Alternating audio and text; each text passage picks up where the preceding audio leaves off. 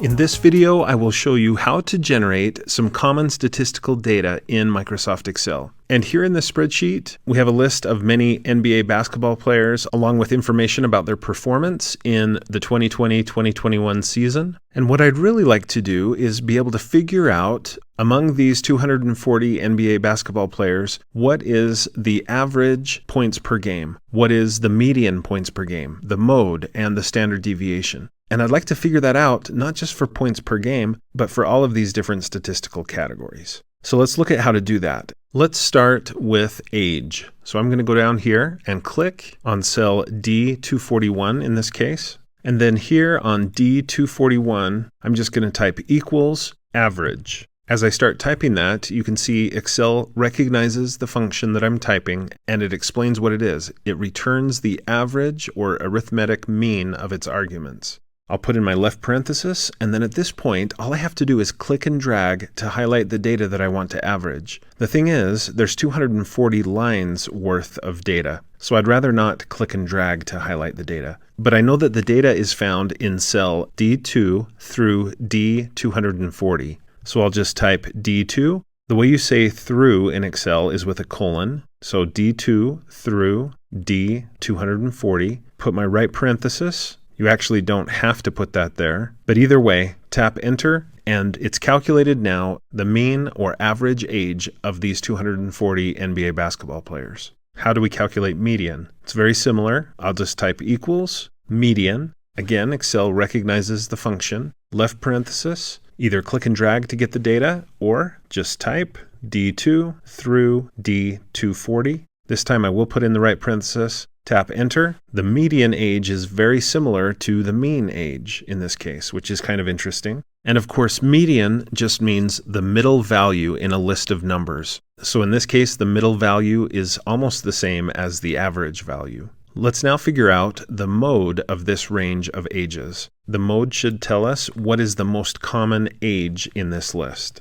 So I'll type equals mode, and as you can see, there are 3 different mode functions that we can choose from in Microsoft Excel. The second and third options will both give the same results, but this third one is a little outdated. It's probably going to be phased out eventually. So let's go with the second one, mode.sngl. This will return the most frequently occurring or repetitive value in an array or range of data. Perfect. That's what I want. So I'll double click on that, and then I'll type in the cell reference D2 through D240, tap enter, and there's the result. 30 is the most common age among this group of NBA players. Now let's look at standard deviation. Equals STDEV. If you type that in, it gives you a long list of functions to choose from related to standard deviation. And each one is slightly different. You can click through them to get an explanation about how each one is different. In this case, you'll get about the same results if you do this one or this one. So I'm going to choose this, stdev.s.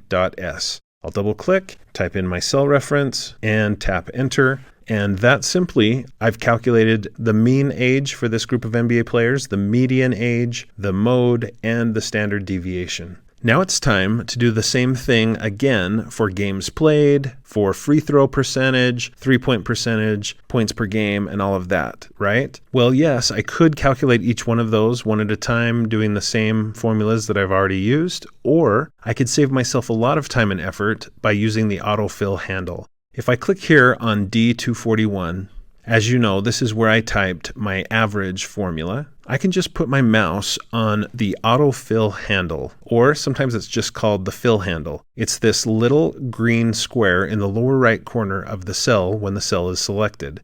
So I'll put my mouse there. The mouse pointer changes color, and I'll click and drag and hold the click all the way across my data. When I release the mouse button, the data is calculated for each column that I included. Let's do the same thing with median. Autofill handle, click and drag across, release the mouse button, and the data comes in.